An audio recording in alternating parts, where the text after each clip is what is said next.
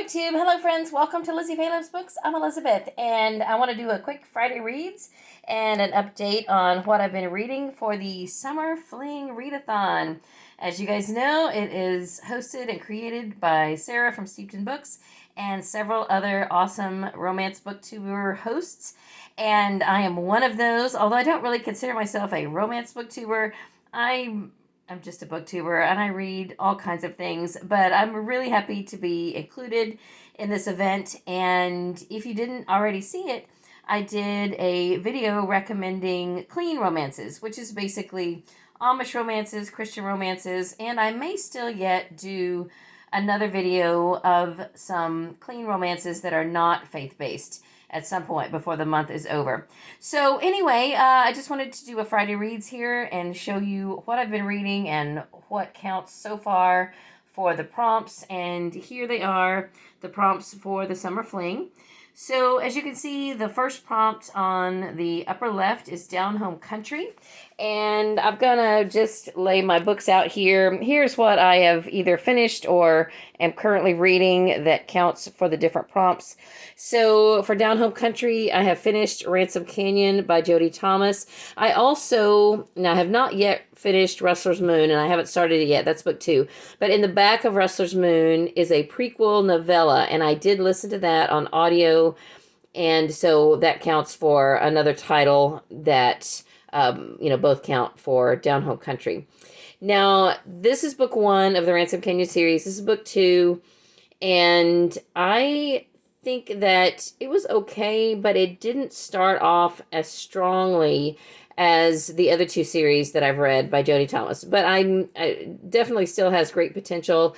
In this book, Ransom Canyon, there were 3 different storylines, and I enjoyed 2 out of 3 of the storylines. So 2 out of 3 ain't bad, right?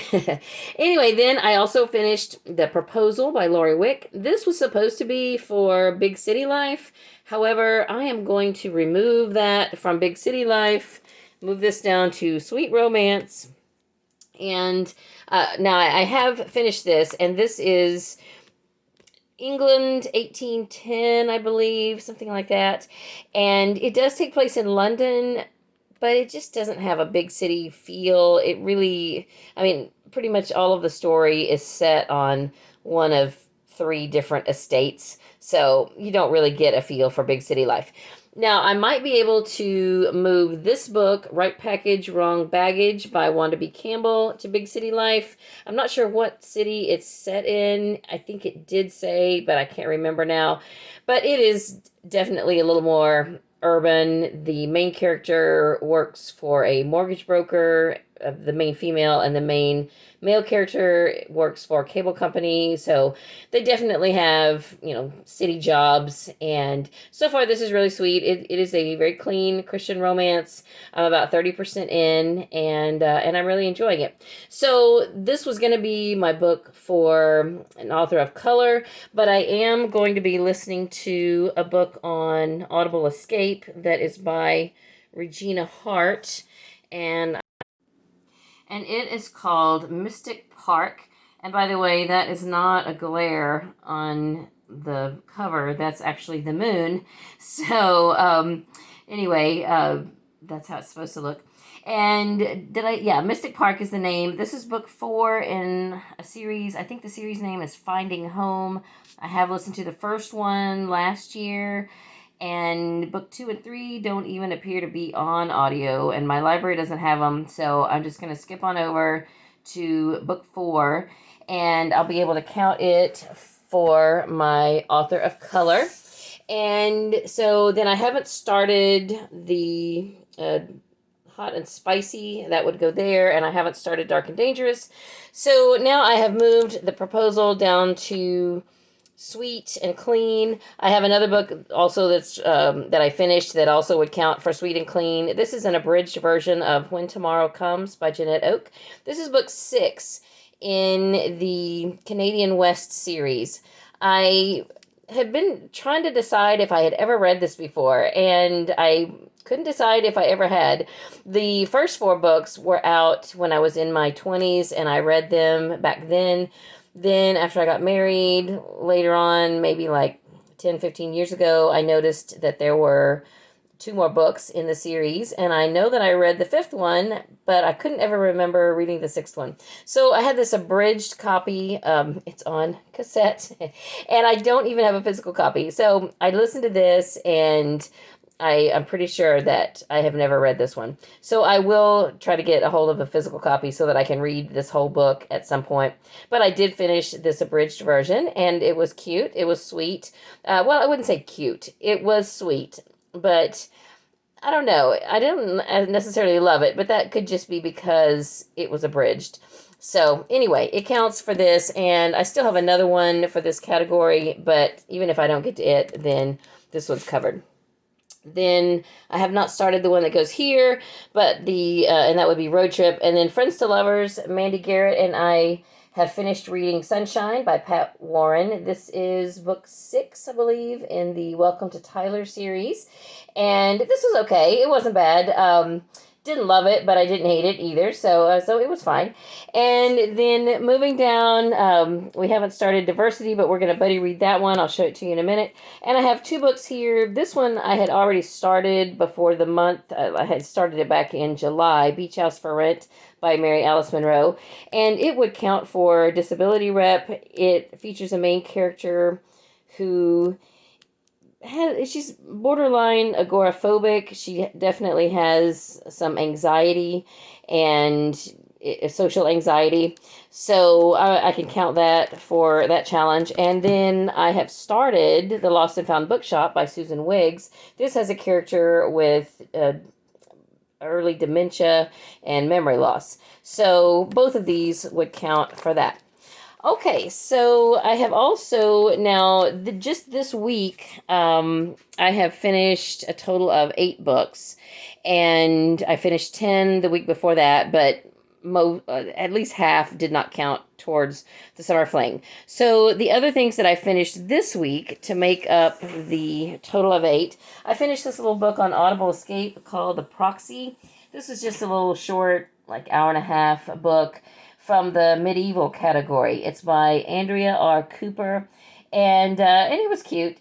I didn't love it, but it was okay. I thought it was very predictable. I mean, I could really see what exactly was happening, and so, it was kind of mysterious, but I don't know if the author really thought that the reader wouldn't be able to figure out what was happening. I don't know, but it was cute. It was sweet. So for this past week, I finished a total of 8 books. For the first week of the month, I finished a total of 10. So I've got 18 under my belt so far for this month. And the only other one that I haven't talked about is by Debbie Maycomber. And I finished this back at the beginning of the week. It's called Rainy Day Kisses, and it was really cute. And it could actually fit in the clean and sweet category too.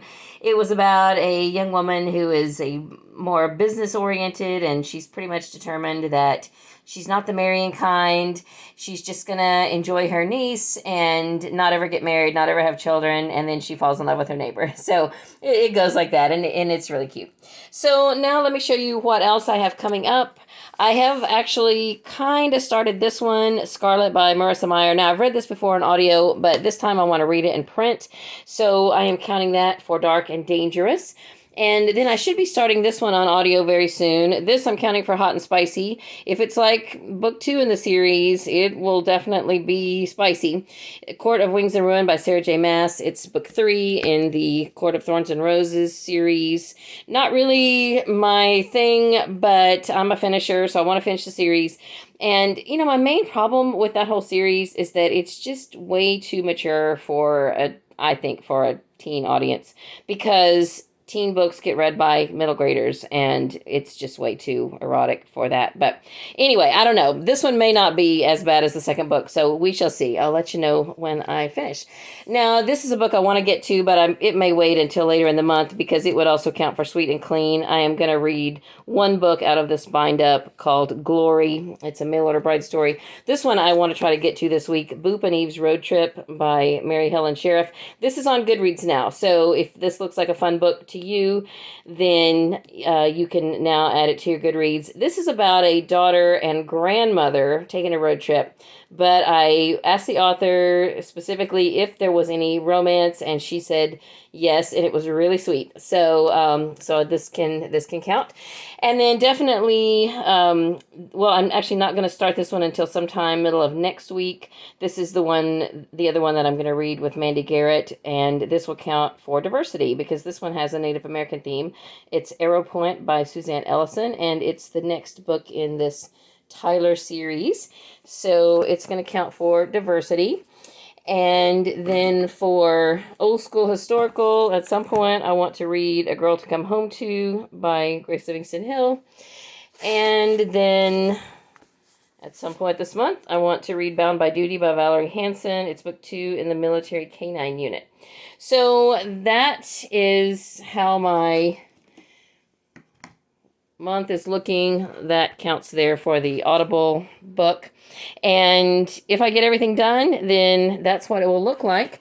Other than that, I also would like to go ahead and read some more out of this series by Laurie Wick. I believe the next book is, I'm trying to figure out which one is book 2, The Rescue. And I want to get to that hopefully soon. And then book 3 is The Visitor.